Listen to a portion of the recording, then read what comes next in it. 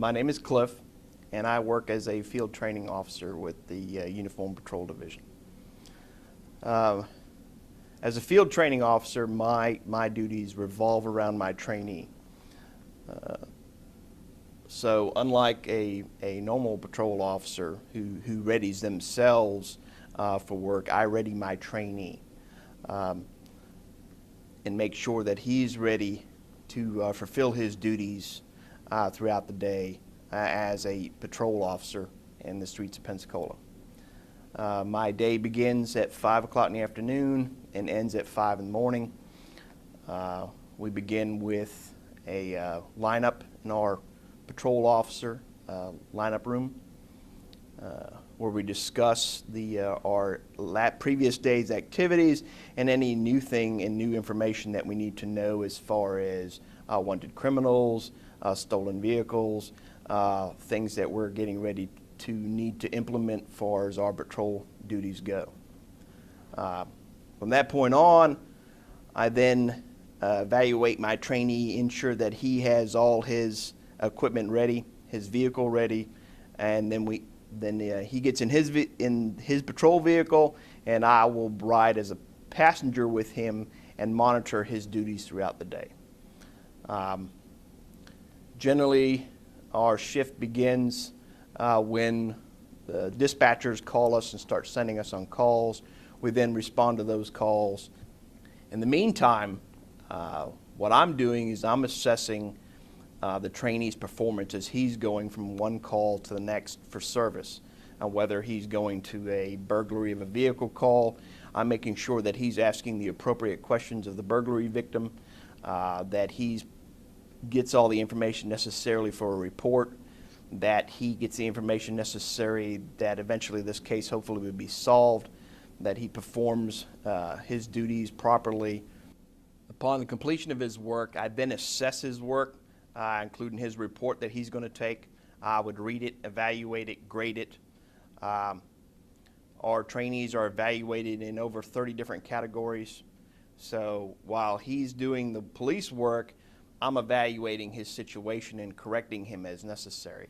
I'll have a notebook with me. I'll be taking notes on all his activities, not only what he's doing correctly, but what he's doing incorrectly. And then as each call progresses, in between calls, we're actually discussing what went right with the last call and what went wrong. Obviously, if it's going very wrong, I'll actually take over the call and I'll work the call.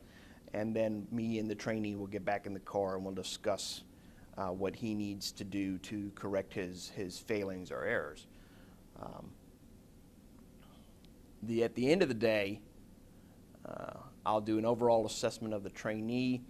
I'll fill out what's called a daily observation report, and that's where we observe the trainee's daily performance and evaluate him, and then he'll go through and actually sign that evaluation form, and we do that each day as we progress.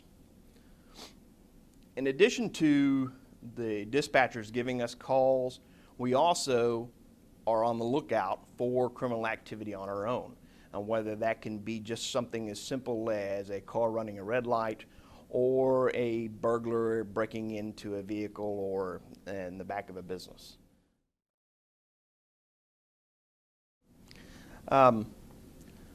The job requirements to be a uniform patrol officer requires that you attend a police academy, which lasts for about 7 or 8 months. It's over 700 hours in length, and then and of course that academy varies on what it teaches. There's a variety of classroom instruction, but just the same, there's a variety of participant instruction, for instance, driving, shooting, and unarmed combat.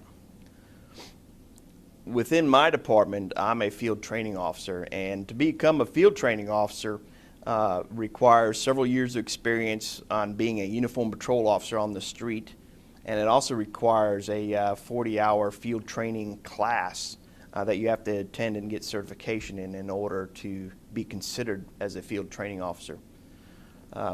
Majority of the field training officers that I'm familiar with have probably at least 5 years experience on the road of some form or other before they become a field training officer. Now, in order to advance within my department, some level of education is necessary. For example, a sergeant's position requires at least a 2-year degree, and a lieutenant or above position requires at least equivalent of a 4-year college degree. I myself have a 6-year college degree and in the form of a master's. One of the skills that is really helpful is the ability to speak with and talk with individuals and be able to interact with individuals on a daily basis, whether you're dealing with a victim of a crime and can be somewhat empathetic and sympathetic with them and understand where they're coming from, or whether you're dealing with an individual that's going through some kind of mental infirmity, or whether you're dealing with a suspect. Each one of these times, a good communication skills and the ability to listen are very important. Speaking about the best parts of police work or what I do is I enjoy interacting with people and helping individuals, but the variety of the work, the job is never the same, the call is never the same, the job constantly fluctuates, it's constantly changing and evolving, so there's no repetition. That's something I've always enjoyed about this job. There's nothing that ever remains the same. Every call is different. Even if you go to the same house, their problem is usually different. So you get to use your skill sets to your best of your ability to solve each one of these cases and to some kind of fruition. And that's what I find the best part about the job. The worst part. I would say right now the worst part is the hours. Working a 12-hour shift, particularly when you're talking about the end of the last 2 or 3 hours, it's very difficult to find the energy necessary to complete those last couple of hours of work. And when you're coming off of a 3-day stint, and so you've worked in 3 days what most people work in a week, it does tax you. It taxes your family. Obviously, when you're working 3 12-hour shifts, you're either doing one or two things. You're either at work or you're sleeping or getting ready for work. There's very little family time during your work time. On the same account, though, because we do work 12-hour days, we do have a lot of days off, which does kind of offset that other part. However, a lot of officers, because of situations with money or otherwise, work additional jobs during their days off. So if you're looking at the number of hours worked, that would probably be, I would say, the worst part of it. The second thing is trying to get used to your car as being your office. If you think about a regular person's job, they have an office, they get to walk around, they can design their office as they see fit.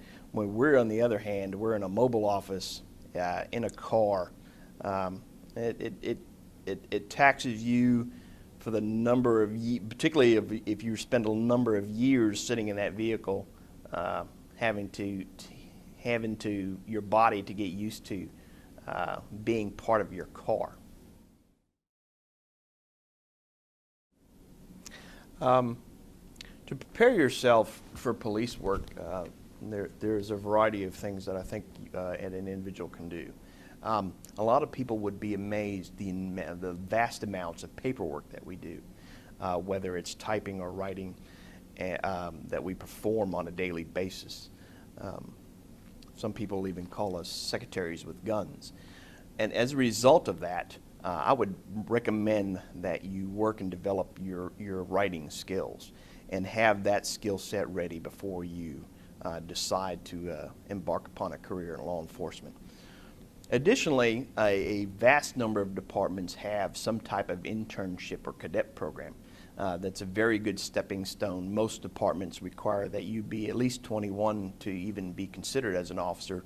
So if you're in that period between just graduating from high school or between 18 and 21, a career as a intern or a cadet within some agency is a definite fast track to putting on a uniform in a full-time capacity. So if you're interested in the cadet program, what I would do, or some kind of internship, I would call your local police department or sheriff's department and inquire about such a position. If you're not of age to be considered as a cadet or an intern yet, there are many departments that have programs like a Police Explorers programs, which are similar to the Boy Scouts of America, but are focused around law enforcement and centered around law enforcement training and studies.